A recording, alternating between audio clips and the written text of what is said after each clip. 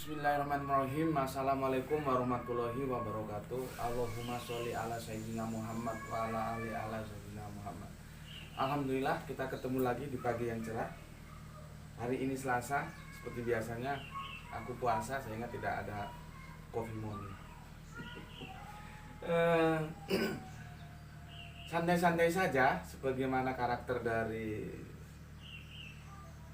mampir ngombe yang pagi ini akan menawarkan sebuah tajuk kepada kalian semua adalah Alkitab tidak pernah menipu Anda dengan Tritunggal.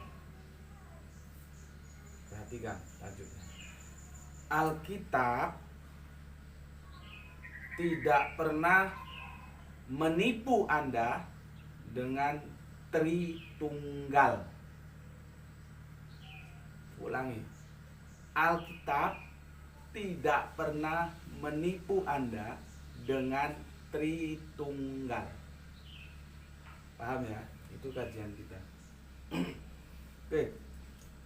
Sebelum aku lanjutkan, aku ucapkan terima kasih kepada semua para agnia, para dermawan yang telah mengulurkan bantuannya untuk infak dakwah ya. Aku ucapkan terima kasih, semoga itu menjadi catatan langit aman soleh untuk panjenengan bersama keluarga ya, yang telah mendukung kegiatan dakwah ini.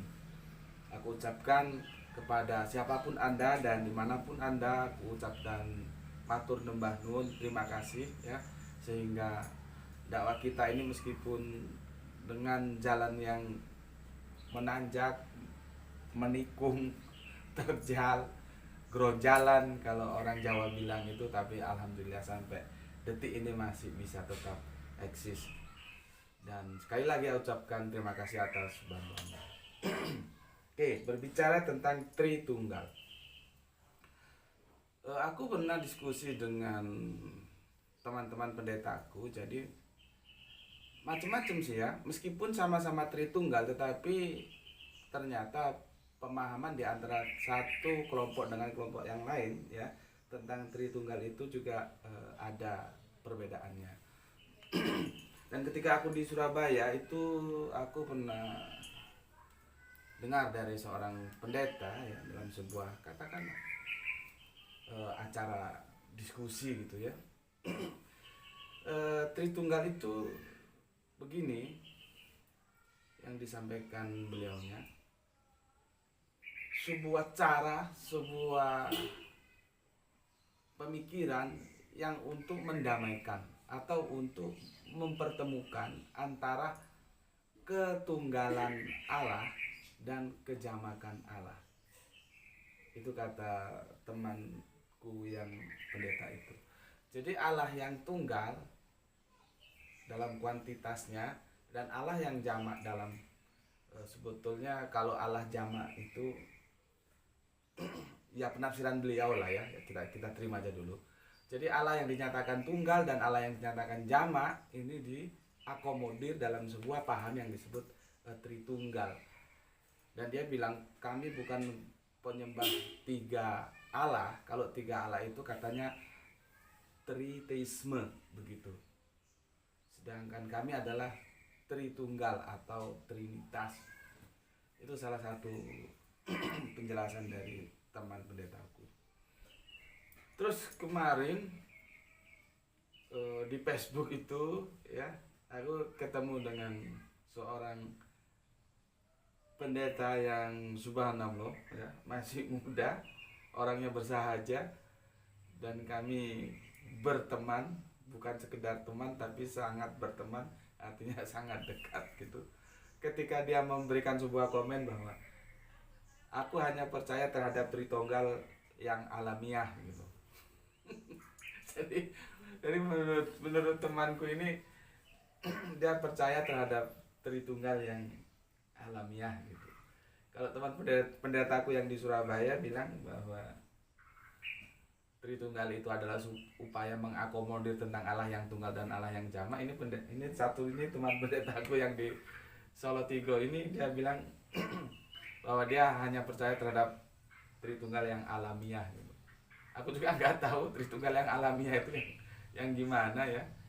Jadi sahabatku yang di Solo Tigo ini seorang pendeta, tapi beliau doktornya itu cum laude dari UIN Yogyakarta. Kalau nggak salah pemikiran Islam yang diambil ya. Orangnya sangat bersahaja, sederhana, dan cukup cerdas lah ya. Enak dia ada diskusi. Dan ketika dia ngomong bahwa aku hanya percaya terhadap Allah Tritunggal yang alamiah, maka aku kasih komen sedikit guyon di bawahnya. Setauku Tritunggal itu by design gitu. Jadi tidak alamiah gitu. Dan dia jawab dengan senyum ya. Terus yang berikutnya, yang ketiga ya. Aku juga pernah tanya terhadap salah seorang pendeta, dan beliaunya dosen ya, yang sekarang informasi yang aku terima sedang mengambil doktor ya, cuman bukan dia berangkat Belanda, jadi kuliahnya tetap di Indonesia. Nggak tahu lewat apa ya, sekarang ada kemajuan teknologi itu, dia ngambil doktor dari salah satu universitas di Belanda sana ya. Kalau ini dalam suasana resmi, diskusi resmi di salah satu kampus ya. Ketika aku tanya, apakah Anda itu menerima pluralisme agama, bahwa semua agama sama dan semua agama benar? Terus dia jawab, tidak Pak, saya tidak menerima pluralisme agama. Bagus, berarti agama menurut Anda itu yang benar cuma satu ya, jadi tidak ada semua agama itu benar. Iya Pak. Oke, sekarang saya mau tanya kepada Anda, kalau dalam konteks agama saja Anda itu menolak plural ya, kenapa dalam konteks yang menjadi intipati dari agama itu adalah bagaimana kita mengenal sesuatu yang maha kuasa itu? Aku kasih nama itu aja dulu ya. Sesuatu yang maha kuasa itu menjadi plural. Artinya kalau Anda menolak pluralisme agama, apakah itu tidak kontradiksi konsep ketuhanan keberagaman Anda itu plural? Meskipun itu disebut Tritunggal, tapi di sana ada unsur plural yang coba diakomodir untuk dirukunkan dengan singular. Tapi apapun kenyataannya, Tritunggal itu ada karakter plural di sana. Nah, pertanyaanku, aku ulangi lagi, kalau agama Anda menolak yang namanya pluralisme agama, sehingga agama itu hanya satu yang benar dan lainnya salah, tetapi dalam konsep teos, konsep Tuhan, konsep kemahaan itu ya, sesuatu yang dia maha segalanya itu, Anda menerima bahwa di dalamnya ada karakter plural, itu gimana? Dan sejak itu dia tidak menjawab, dan sampai sekarang saya tidak menemukan jawabannya. Dan aku masih menunggu, misalkan ada teman-teman dosen atau ya katakanlah yang memang punya kapasitas untuk menjelaskan itu bagus ya. Aku ingin tahu gimana itu kerangka berpikirnya ya.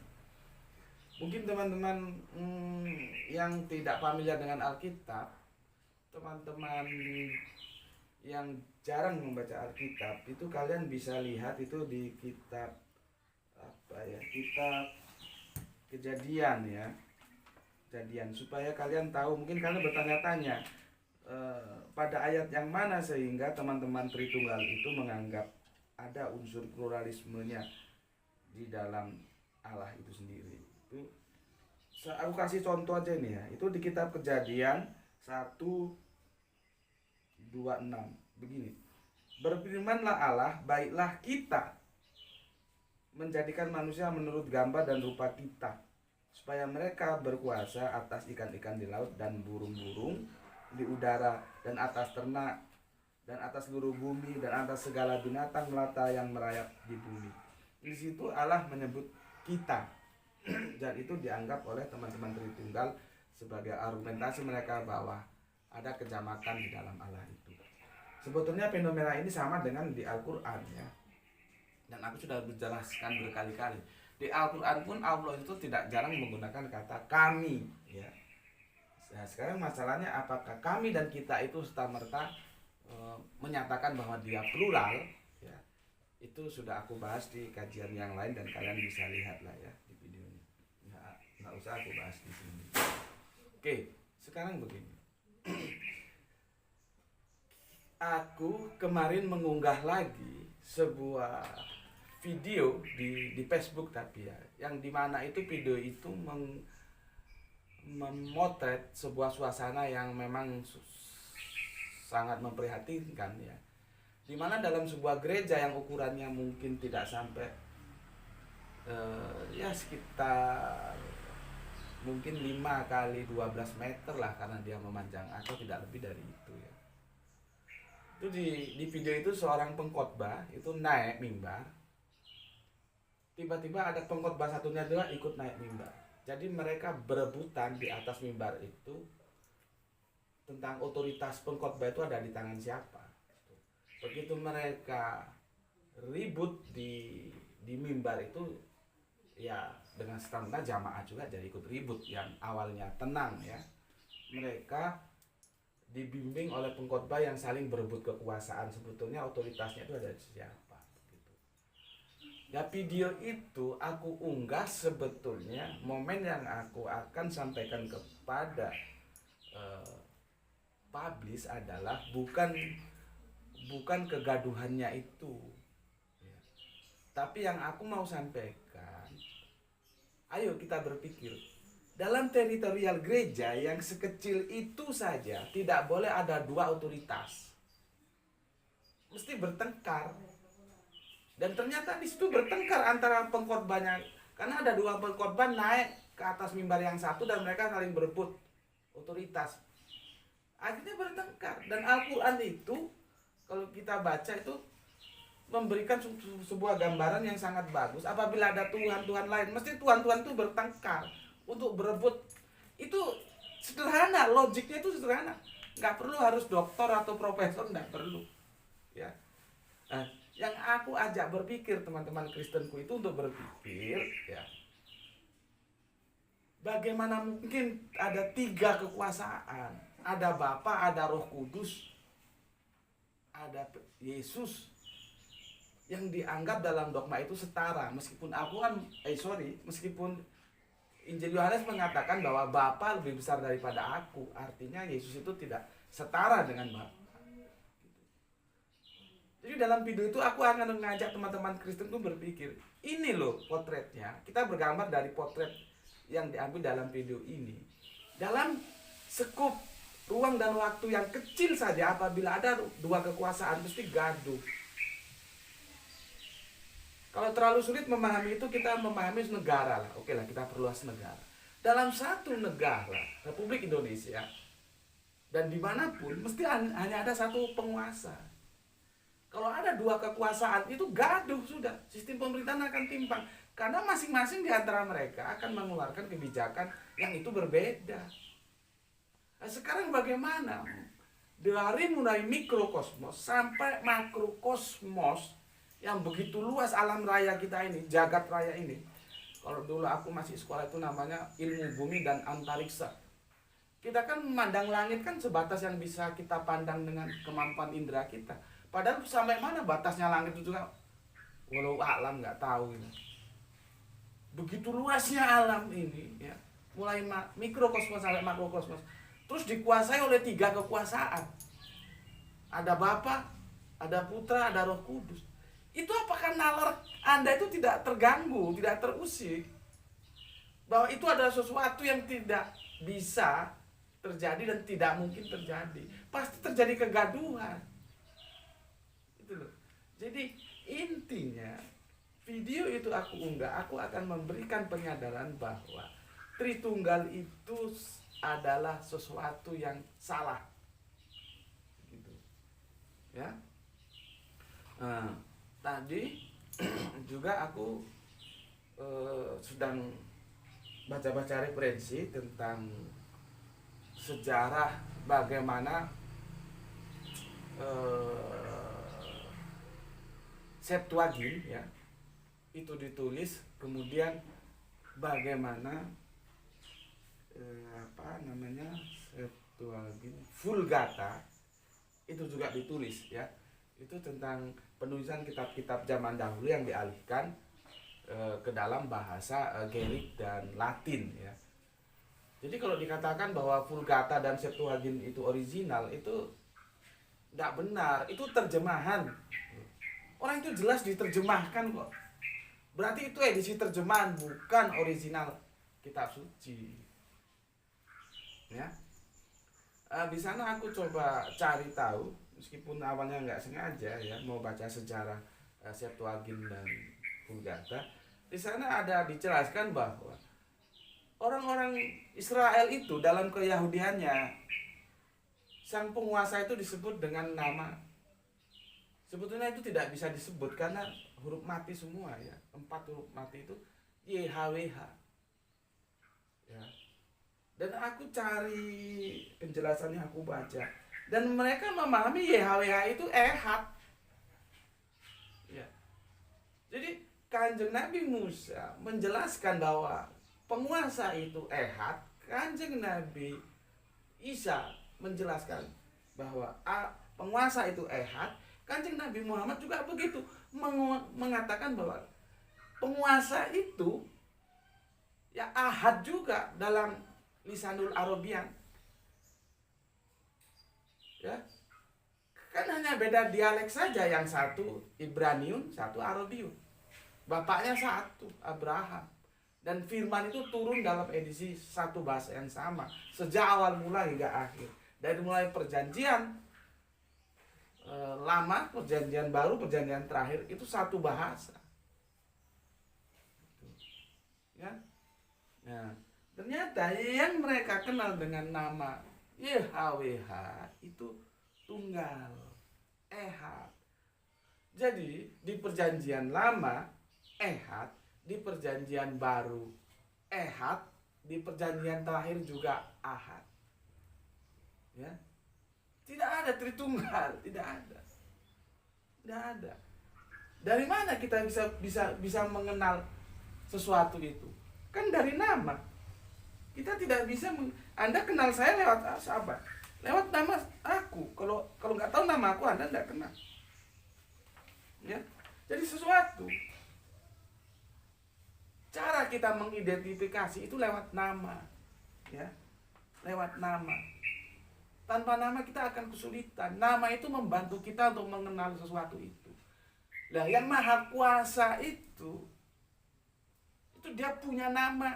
Yang orang Ibrani, orang Yahudi, atau orang Israel ya, biasa disebut begitu. Itu menyebutnya dengan YHWH. Ya. Dengan YHWH. Cuman karena bagi dia sakral, nama itu untuk disebut, sehingga disebut dengan nama, bukan nama eksistensinya ya, tapi nama posisinya. Dan ketika nama posisi itu diterjemahkan, itu sudah menjadi masalah. Ya, akhirnya jejak semakin lama semakin kabur. Oke lah, aku akan mengajak Anda untuk mengkaji Mazmur 83:19. Ini di perjanjian lama ya. Ini perjanjian lama. Ini ya, kita coba menggunakan instrumen untuk mengenal sesuatu itu, diantaranya adalah nama. Dan paling mudah memang nama. Dari nama kita mengenal sesuatu. Seperti Anda mengenal saya, misalkan mau tanya, tentunya kan disebut namanya. Di mana Gus Peti itu gitu ya, nggak mungkin di mana gondrong itu, karena orang gondrong banyak gitu ya. Oke, ini ya, ini aku kasih contoh itu sebentar. Ini ya, sebentar dia biar fokus dulu. Alhamdulillah itu ya, Mazmur 83:19. Ini masing-masing terjemahan. Ini aku baca pertama ya. Ya. Berikut ini kita melihat bagaimana ayat ini diterjemahkan dalam 4 Alkitab yang berbeda. Ya, ini kita teman-teman Kristen semua ini ya yang aku bidik. Nih, pertama, supaya mereka tahu bahwa engkau sajalah yang bernama Tuhan yang maha tinggi atas seluruh bumi. Itu terjemahan baru atau Alkitab yang biasa ya. Ini ya, ada terjemahan baru Alkitab yang biasa. Dalam tanda kurung ini perhatikan. Diksi yang kita perhatikan di sini adalah engkau sajalah. Engkau sajalah ini memperkuat berarti tidak ada yang lain ya, dia tunggal, ehad gitu loh. Berikutnya ya, supaya diketahui bahwa engkau sendiri. Nah, lihat, engkau sendiri bukan engkau bersama. Ya, supaya diketahuinya bahwa engkau sendiri jua dengan namamu Huwallah yang maha tinggi atas seluruh bumi ini. Nih, terjemahan Klingket. Ya. Engkau sendiri, bukan engkau bersama.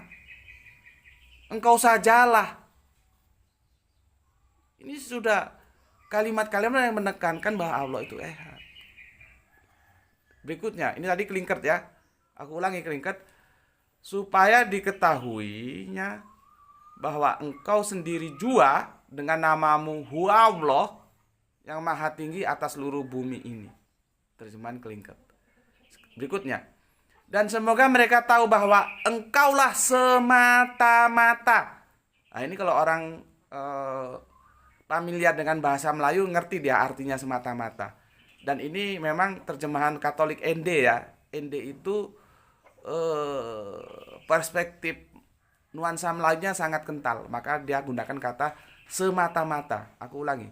Dan semoga mereka tahu bahwa engkaulah semata-mata yang bernama Yahweh, maha tinggi di atas seluruh bumi. Itu bawahnya terjemahan Katolik ND.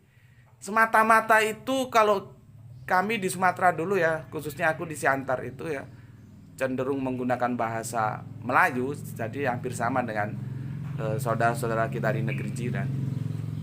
Aku dulu kalau manggil guru itu ence ya. Jadi kata semata-mata itu artinya tunggal, satu, tidak ada yang lain. Semata-mata hanya engkau, biasanya begitu kalimatnya untuk mempertegasnya. Dan di sini menggunakan kata dan semoga mereka tahu bahwa engkaulah semata-mata yang bernama Yahweh. Jadi tidak ada, Yahweh itu tidak berbilang, dia semata-mata. Itu ya, itu Flores. Berikutnya, supaya manusia mengetahui bahwa engkau, ini jelas lagi nih. Kalau Anda tidak paham bahasa Melayu, ini bahasa Indonesia. Meskipun bahasa Melayu itu cikal bakalnya, raw materialnya, sehingga ada bahasa Indonesia sekarang yang kita kenal ya. Jadi bahan bakunya itu bahasa Melayu ya, raw materialnya. Lihat ini. Supaya manusia mengetahui bahwa engkau satu-satunya. Ada yang lain enggak? Kalau sudah bilang satu-satunya, ada yang lain enggak? Itulah yang dalam bahasa Melayu disebut semata-mata. Satu-satunya yang bernama Yehovah adalah yang maha tinggi atas seluruh bumi. Ini terjemahan Authorized King James ya, versi 1611. Sudah 4 ya. 4 terjemahan ya, ini ya. Berikut ini kita melihat bagaimana ayat ini diterjemahkan dalam 4 Alkitab yang berbeda. Ya, di kitab Tenang Surat Mazmur ini. Sekarang kita lihat, aku punya bahasa Inggris yang lebih lama lagi. Ambilkan yang bawah. Udah. Nah, ini pegang. Nah, ini Holy Bible ya. Ini Holy Bible. Ini tuaan ini ya, King James juga ini ya. Ini aku pernah dapat tamu cewek cantik dari Australia namanya aku suruh baca ini, dia nggak mampu juga, katanya bahasa Inggrisnya terlalu tua katanya ya. Nih ya, langsung kita lihat. Cuman di sini penulisan urutan hurufnya agak beda. Di sini 18, seharusnya 19. Ini ya. Ini ya, kalau di Inggris Pasalam ya, Pasalam ya. Ini 83, A Song of Pasalam Offset nih ya.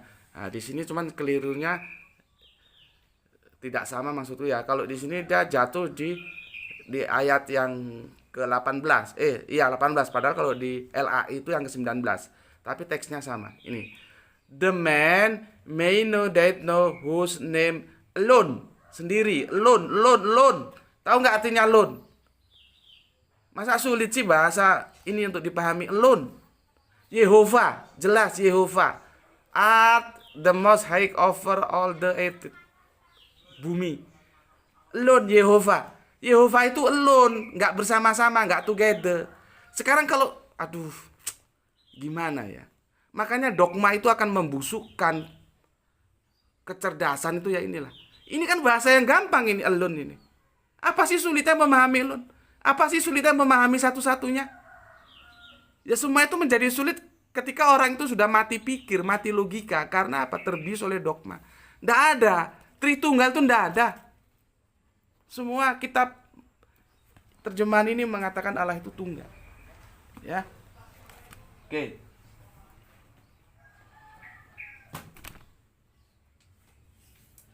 Nih, kita buka ini lagi ya. Ini Al-Qur'an sekarang. Al-Qur'an.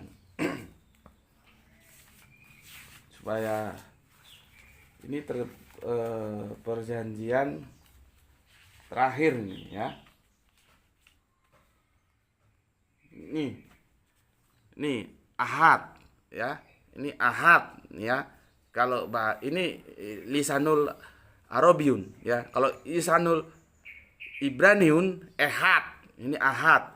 Ini makanya ketika sebuah bahasa itu ditulis dengan huruf-huruf yang bukan memang dia ada untuk disiapkan kepadanya itu menjadi masalah. Ini kalau ditulis dalam bahasa Latin dia hanya tertulis ahad, padahal tidak boleh. Dia tertulis ahadun. Ya, ahadun. Tapi ini bacanya ahad. Nah, ketika ini ditulis dalam huruf Latin jadi masalah, dia hanya tulis A H A D, padahal tidak begitu. Ya. Dan ini apa artinya ahad ini? Nih. Esa ini. Esa. Ya. Jadi sudah aku jelaskan semuanya, ya. Oke. Masih tetap dong jadi itu ya, aku sudah berikan penjelasan kepada kalian sejelas-jelasnya ya. Karena Al-Quran itu disebut Alkitab juga tidak masalah. Jadi seperti yang aku bilang tadi, diksi yang aku gunakan untuk merangkai narasi tajuk kajian kita adalah Alkitab tidak pernah membohongi Anda dengan Tritunggal. Ya. Alkitab mulai perjanjian lama, perjanjian baru, perjanjian terakhir selalu mengatakan bahwa Allah itu tunggal. Ya. Sekarang sebagai penutup ya, aku bacakan, ini ada bagus sekali ini. Ini sebuah ajakan untuk kita berpikir begini ya.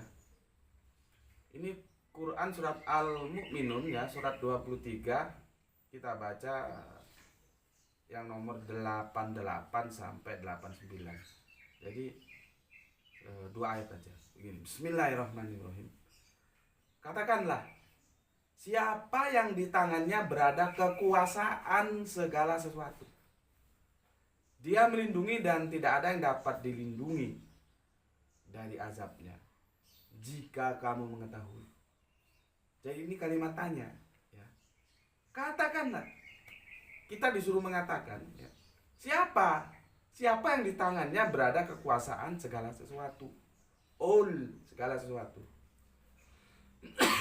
Dia melindungi segala sesuatu dan tidak ada yang dapat dilindungi dari azabnya, jika kamu mengetahui. Ya. Itu sebuah ayat yang narasinya mengajak pembacanya untuk berpikir. Maka kamu berpikir. Ya. Akhirnya dijawab oleh 88. Mereka menjawab Allah gitu. Seperti Tritunggal itu bukan berarti Tritunggal itu meniadakan Allah, bukan. Mereka juga tahu Allah gitu loh. Karena apa?